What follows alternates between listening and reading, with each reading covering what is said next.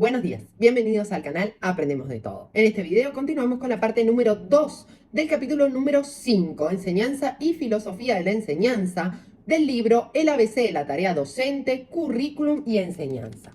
¿Qué temas vamos a ver en esta parte? Vamos a ver la cultura y el saber de los que aprenden, la práctica docente, la función del docente y los métodos y estrategias que los autores describen, ¿sí? Bien. Recuerden que lo que realizo es un resumen explicativo con todos los temas principales. El primer punto que vamos a ver es el apartado, para que puedan localizarlo en el libro, que dice el punto de partida de todas las enseñanzas, la experiencia, la cultura y el saber de los que aprenden. El punto de partida de toda enseñanza,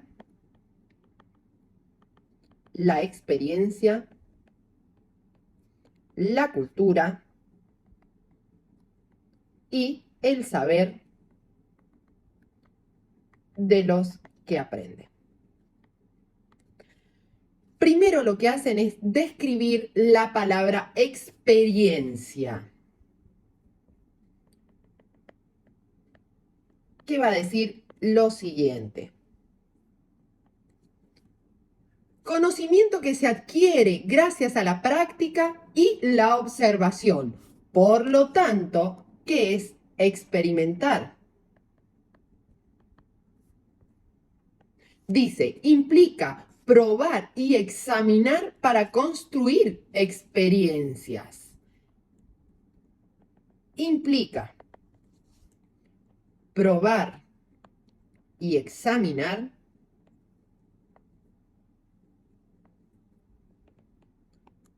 para construir experiencias.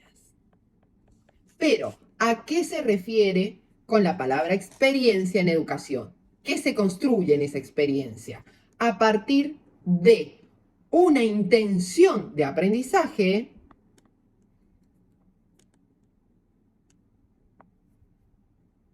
a partir de una intención de aprendizaje y algo que se transforma o nos transforma. Que se transforma o nos transforma. A eso se refiere la primera palabra con experiencia. Después va a decir, los aprendices. Y acá se sitúa en el sujeto de aprendizaje. Pueden participar de un proceso de intercambio y elaboración de significados. Recuerden que los significados es la construcción interna, intrapersonal que realiza un sujeto. Por otro lado, elaboración de nuevas experiencias.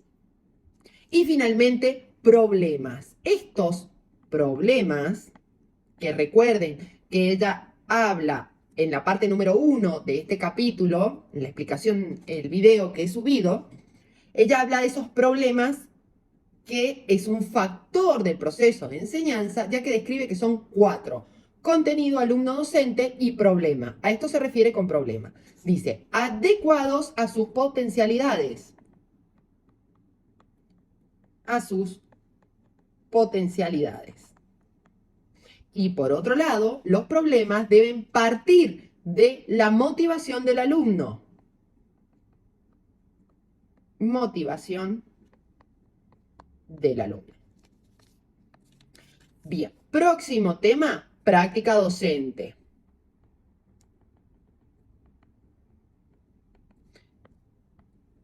¿Qué nos va a decir sobre la práctica docente? Hay dos tipos. Va a decir la tradicional y por el otro lado la escuela nueva y pedagogías centradas en el niño.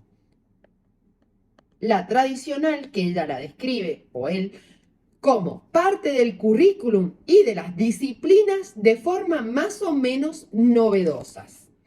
Y la otra práctica docente que se puede dar es la escuela nueva,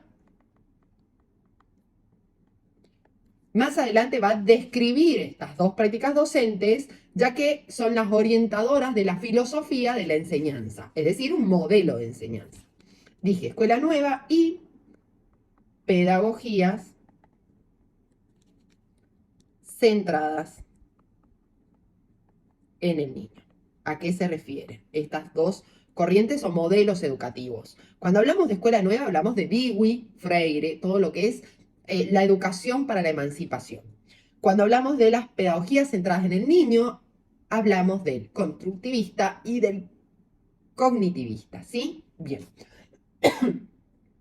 Dice, se olvidan que existen contenidos culturales y se estructuran a partir de los intereses del alumno. Así describe la escuela nueva. Bien, continuamos ahora. Dice lo siguiente. La buena enseñanza. Recuerden que es un concepto que trabaja mucho Franz Temacher, que dice lo siguiente. Debe utilizar contenidos organizados por el currículum para provocar la reconstrucción de los conocimientos y concepciones del alumno. Es decir, se produce un aprendizaje significativo a partir de los conocimientos previos del alumno, esa relación. Bien, ¿cuál sería el objetivo? Dice lo siguiente. De su enseñanza es que el contenido a enseñar es un recurso para plantear problemas que impulsen la reconstrucción de las ideas, las percepciones y las actividades del alumno. Es decir, esa relación entre el contenido como recurso para solucionar un problema es cuando se va a producir un aprendizaje significativo. Bien, continuamos con el próximo apartado que dice lo siguiente. La enseñanza propone construir significados compartidos. La enseñanza propone construir significados compartidos. ¿A qué se refiere? Dice, el aprendizaje se realiza dentro de un grupo social que posee una vida propia, intereses, necesidades, exigencias. También se trata de un proceso que se desarrolla dentro de una institución y un clima evaluador. Recuerden que cuando hablamos de evaluación hablamos de esos sistemas de control. Por lo tanto, es un aprendizaje forzado por exigencias y reglas de conducta. Y luego va a citar a dos autores, Edwards y Mercer, que dicen lo siguiente sobre esta construcción de significado. Dice, proponen crear un espacio de conocimiento compartido. El docente debe crear, mediante el diálogo, un contexto de comunicación y metacomunicación común. Recuerden que en la primera parte la autora describe ese esquema del proceso de enseñanza. Por eso ven cómo se va relacionando el tema de la interacción entre los dos procesos. Bien, vamos a hablar ahora de la función del docente en este proceso. Primero, facilitar la participación activa y ordenada. Segundo, presentar problemas adecuados al desarrollo de los alumnos, al desarrollo cognitivo, ¿verdad? 3. Ofrecer contenidos que enriquezcan el intercambio y provoquen reflexión en las interacciones en el grupo, ¿verdad? 4. Analizar la marcha y efectuar ajustes. Ahí es donde nos referimos siempre a la reflexión de la práctica de enseñanza, ¿sí? La reflexión de la didáctica, de las estrategias que utilizamos para enseñar. Bien, y finalmente en este apartado dice lo siguiente, organizar la actividad para crear un espacio compartido, donde al enfrentar un problema se produzca el traspaso de competencias y conocimientos del docente al alumno. Esto requiere un cambio en la concepción de la enseñanza. ¿Por qué dice un cambio? Porque recordemos que en el modelo tradicional, la enseñanza, el proceso de enseñanza es vertical. El docente habla, el alumno escucha en forma pasiva. Entonces ella lo que contrapone son estas pedagogías nuevas, todos estos modelos constructivistas, donde se debe realizar una interacción permanente en forma horizontal, docente, alumno y participación activa del docente. Bien, continuamos ahora con el próximo apartado de este capítulo que dice métodos o estrategias de enseñanza.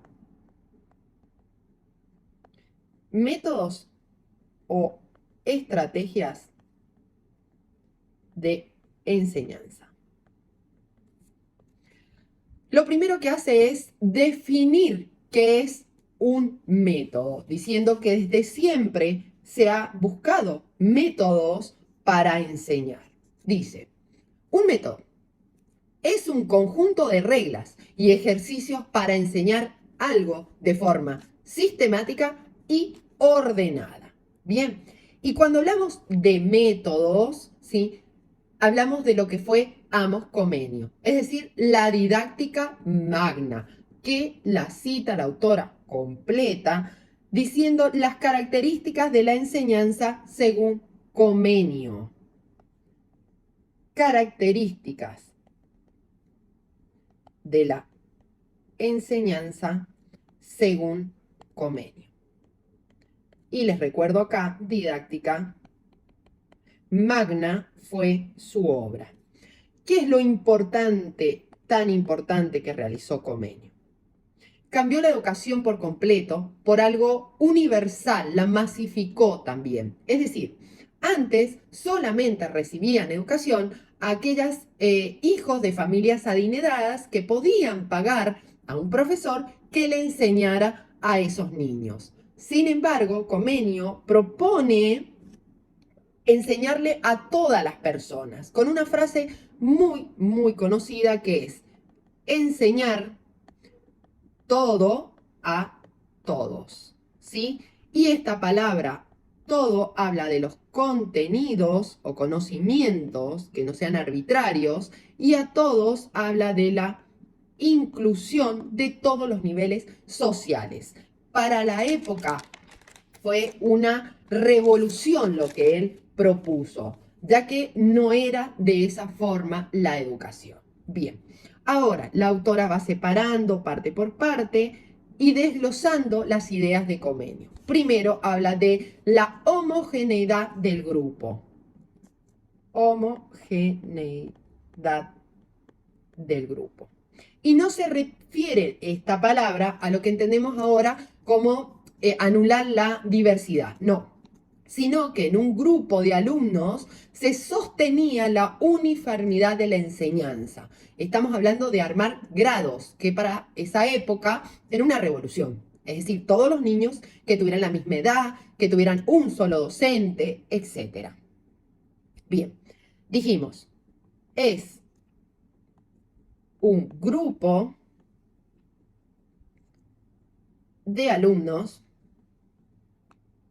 se sostiene la uniformidad de la enseñanza. Es decir, ¿a qué se refiere? Mismo espacio físico, es decir, el grado, mismas edades, mismo maestro, entre otras. Bien, continuamos ahora.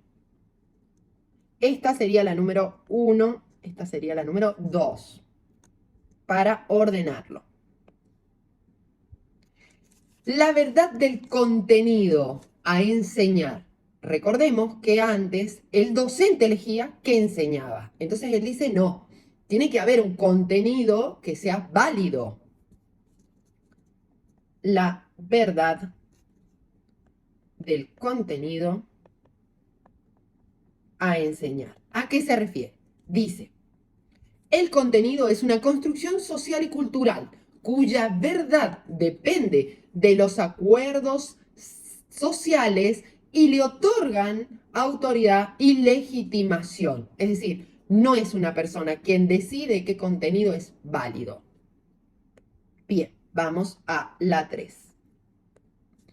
La serie de pasos o reglas que componen el método para lograr el éxito de la enseñanza. Ahí va a hablar de ese método. La serie de pasos o reglas que componen el método para lograr el éxito de la enseñanza. Y acá va a decir, no hay un método definido. Y esto es importante, ¿por qué? Porque en una época se entendió que cada maestro tenía su librito, ¿sí? Entonces cada maestro enseñaba cómo mejores resultados obtenía. Bien, hoy en día se entiende que la didáctica es una ciencia teórico-práctica, disciplina también, que nos ayuda a realizar el proceso de transposición didáctica. ¿Para qué? Para que un conocimiento pueda ser aprendido. Bien.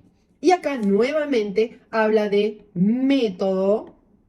Ya coloqué la definición, la voy a repetir. Dice, es el conjunto de reglas y ejercicios para enseñar alguna cosa de un modo sistemático y ordenado. Sin embargo, dice, cuando hablamos de método, podemos hablar y reemplazar método por estrategia, dice el autor. ¿Por qué haríamos esto? Porque el método, para que lo tengan en cuenta, es como particular. ¿Sí? Yo tengo un método para, no sé, hacer un café con leche. Bien. La estrategia es algo más amplio. Algo más amplio. Por ejemplo, si tengo un modelo de enseñanza constructivista que aplico, esas estrategias van a abarcar todos los métodos que propongo. Por ejemplo, un método, el aprendizaje cooperativo. ¿Sí? Espero se comprenda el ejemplo, si no me lo colocan en los comentarios y se los explico. Entonces, en base a la estrategia, va a decir, terreno de principios de procedimientos más amplios, juicios propios de cada profesor y su contexto. La enseñanza es un arte complejo de decisiones de cómo, por qué y qué enseñar. Y ahí está la dificultad y a su vez la libertad y creatividad del docente, en donde llamamos a la didáctica el arte de enseñar. Porque tenemos que tener creatividad también a la hora de proponer diferentes estrategias que produzcan aprendizaje. Bien. Próximo apartado dice lo siguiente, algunas aclaraciones sobre la didáctica y las didácticas. Algunas aclaraciones entre la didáctica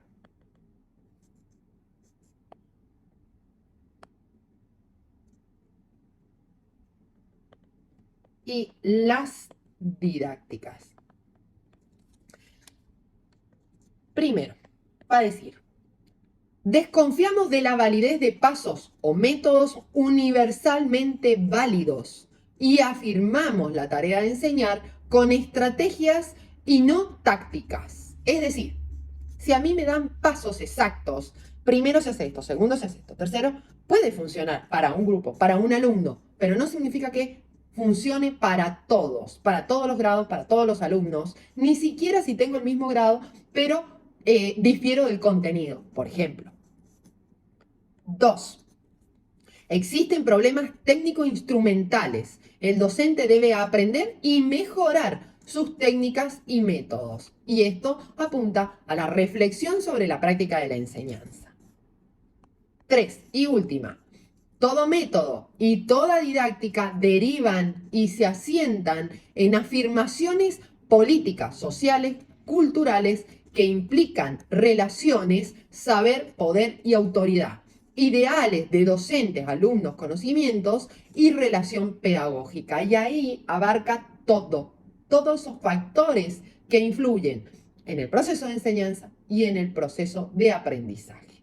Bien, hasta acá llegamos con la parte número 2 de este capítulo número 5. Recuerden que si tienen alguna duda o quieren algún material, pueden dejarlo en los comentarios. Si te sirvió el video, comparte, regálame un me gusta y suscríbete. Si deseas contactarnos para clases online, puedes hacerlo a través de nuestras redes sociales, TikTok, Instagram o Facebook. O también a través de nuestro mail, aprendemosdetodo123@gmail.com. Desde ya, muchas gracias. Adiós.